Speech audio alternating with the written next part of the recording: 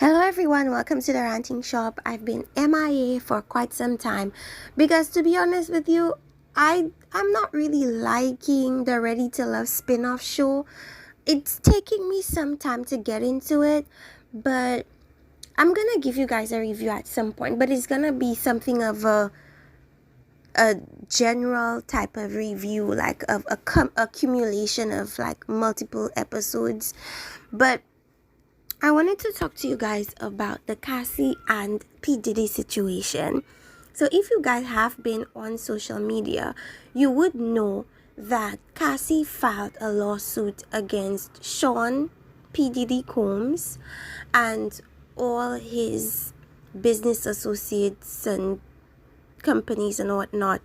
And she basically said that, or accused him of a lot of really terrible things, to the point where the lawsuit even has a disclaimer because of how graphic she went into explaining the things she had to endure, including being beaten multiple times, especially focusing on her face, a lot of facial beatings, a lot of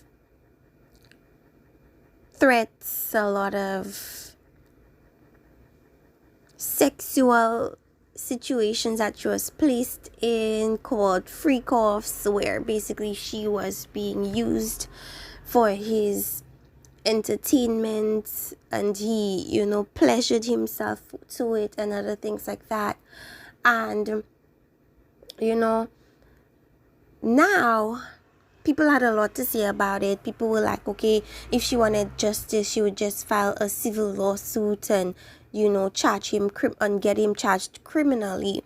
Why is she going for a lawsuit and why is she going for money? People think that because someone experienced a level of abuse, that they're supposed to do things a particular way, right? People's mindsets are that if we were to believe you, then it means that you're gonna charge him criminally. But I feel like people view things in too much of a black and white type of mindset. And people fail to understand that other people don't think like them, but that doesn't mean that the claims are lies. 2, 3, 4, 5, 6, 7, 8, 9, 10 things can be true at the very same time.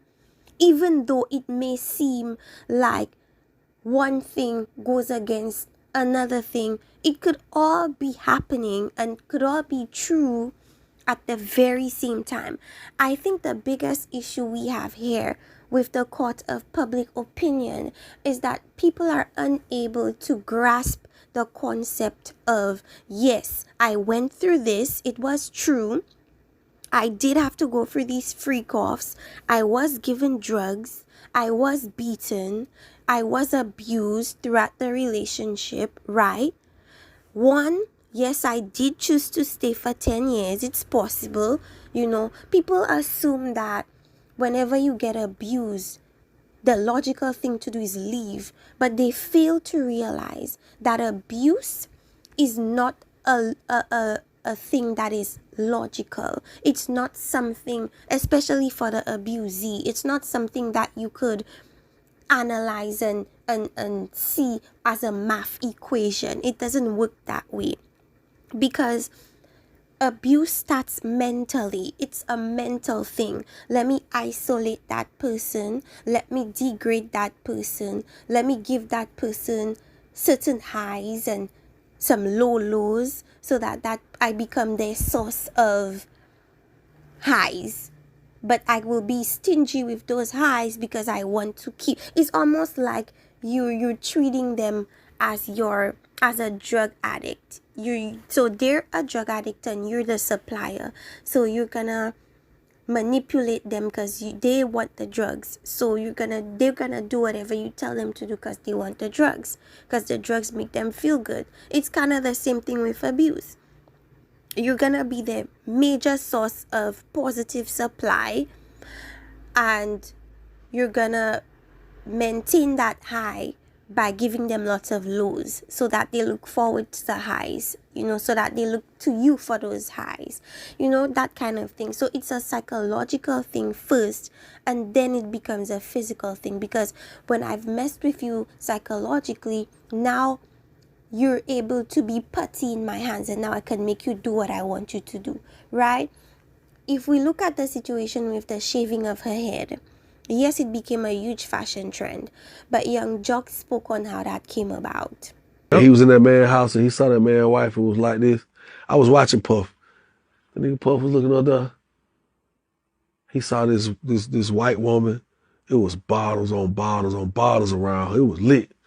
Puff jumped out. Me and Cassie sitting next to each other. My wife right here, Cassie right here. The nigga jumped off the bar, came over and said, yo, Cassie, tomorrow, I want you to shave the side of your head. And I was like,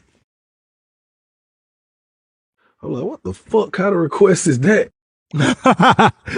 So when I'm like, what the fuck? So when I look up there, this white woman's side of her head was shaved, my nigga.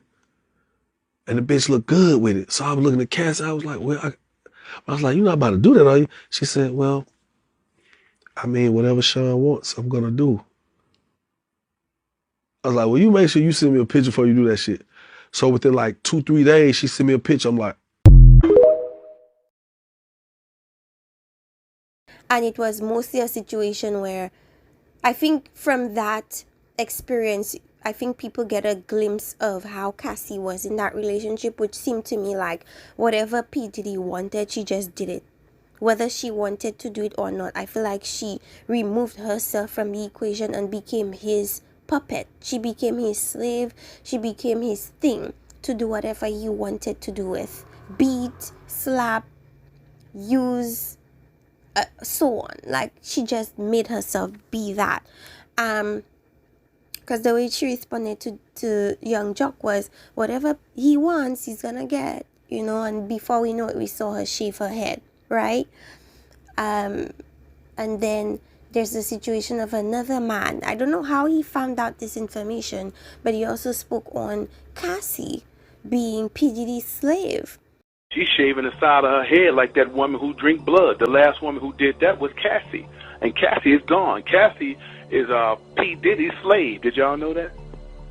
She is his slave. Oh, yes, she is. Every time you see Cassie with P. Diddy, she got her head down. She carrying bags. She's the mop-up girl. When P. Diddy want to impress him, he's bringing on, he let Cassie go down on him. He let that dude pop her in the butt, and P. Diddy sit back and masturbate while she's being ran in by his partners. Did y'all know that? I'm telling y'all some true Hollywood insider.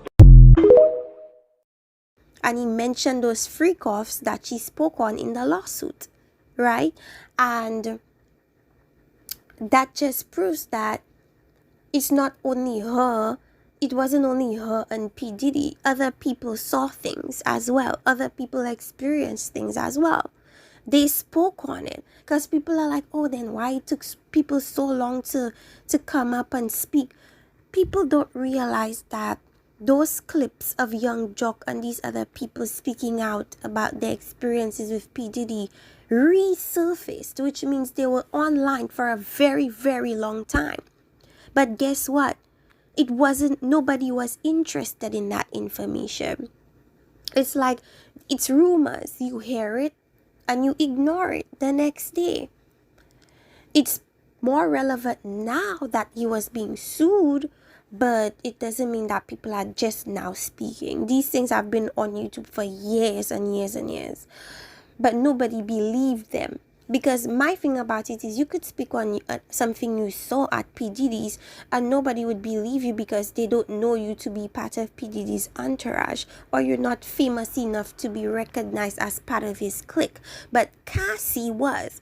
And when Cassie spoke, it validated that person's experience or that person's rumor, to make it something that could possibly be true. To be honest with you guys, I have some unpopular opinions. As you clearly see, my first unpopular opinion is, recently we saw, I think as of today, Cassie decided to settle the lawsuit behind closed doors with P. Diddy. And people online are seeing it as, oh, then she only wanted money. She only wanted money. And my thing is about it is, so what? She only wanted money, so what? Because the way people are seeing it is as if he did all this to you, how come money is all you want? Why don't you want him to suffer the consequences in jail? Why don't you want him to suffer, the full extent of the law? I feel like people see justice in two different ways.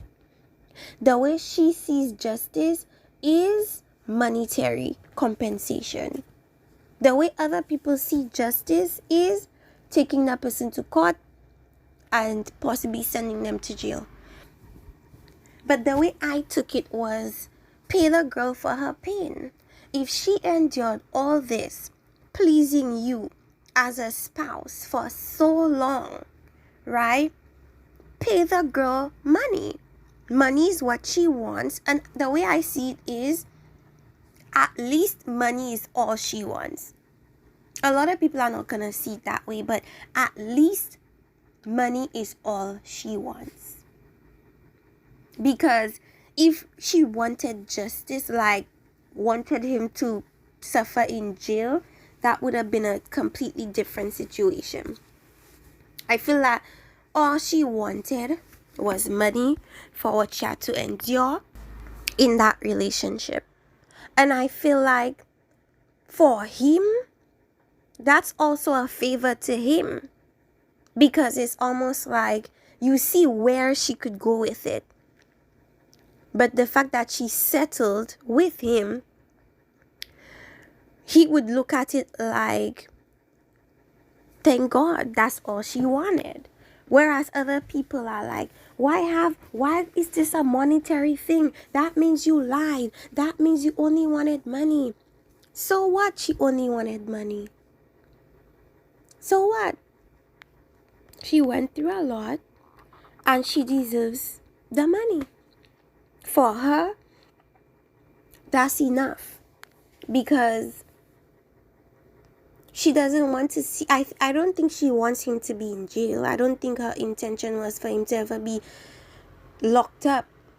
Her intention was for her to press the issue that if you don't give me my money for all the BS I went through with you, it could go left for you quickly. And the fact that he settled with her so quickly, like this literally came out, this was news yesterday, and then the next day it's like they settled.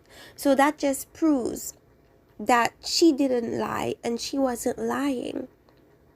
Because if indeed she was, I'm pretty sure he would take his chances and fight her.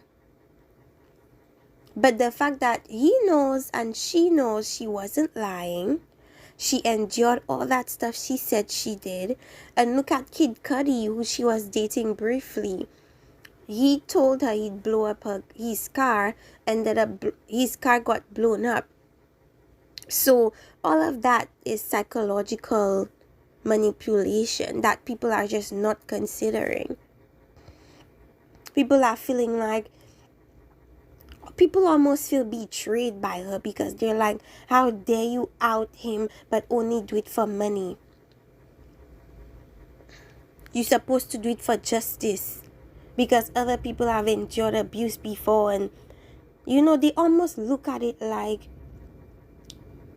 almost like a role model kind of thing. Other people that have endured the same thing, like, what message are you telling to them? That they should settle out of court? That they should accept, given money for their pain and their abuse? I don't think she's trying to be anybody's role model, and I don't think she's trying to get anybody to do what she did. I feel like she wants her money and she wants to go back into her shell. And I don't know if I'm weird, but I see it as she's sparing him, because all she's doing is asking for money. But other people want him to be punished more, because this is not the first time these things have been coming out about P. Diddy. His unscrupulous business practices. People have been accusing him of being a terrible boss, a terrible person, someone that abused their authority, someone that just was ruthless. And we hear rumors about it, we hear people speak on it, but it's like nobody takes it seriously, because he'll come out tomorrow and donate $1 million to a historically black college, and everybody will forget what he did. Or he'll come out tomorrow and say he's running for president, everybody will forget what he did. Or he will come out with his kids and everybody will forget what he did. It's like the social media audience is so fickle. Any positive thing you do overrides all the negative things you did a second ago, 2 hours ago, a minute ago. So do I think this is gonna really put a dent in anything when it comes to P. Diddy? No. Because he kind of nipped the situation in the bud. So I think a lot of people are also upset, because it's like, this was your opportunity to really expose him as who we think he is. And the fact that you decided to take money over really airing him out is a slap in everybody else's face that knows or that have experienced him and knows he's not a nice person. But the way I see it is, I look at things on an individual basis, and I see it as she got the justice she wanted. The justice she wanted was monetary based. You cannot judge what you perceive justice as when she doesn't see it in that same way. You know, too many times we like to project our opinions and feelings and thoughts onto other people. We don't know where she is mentally. We don't know what it took for her to do all this. We don't know why money is the thing that is causing her to decide to, settle this. But it is what it is. It's not for us to know. Just know that whatever justice she was seeking, she got it. Let me know what you guys think in the comment section. Do you feel as if the fact that Cassie decided to settle proves that she lied? Do you think that her proving to settle means that it was just all for the money and thus makes her seem uncredible? Or do you think that she just got the justice she wanted? Doesn't mean she lied. Doesn't mean she told falsehoods. It just means that she got the justice she wanted. End of story. Let me know in the comment section. Like, subscribe, and see you guys next time. Bye-bye.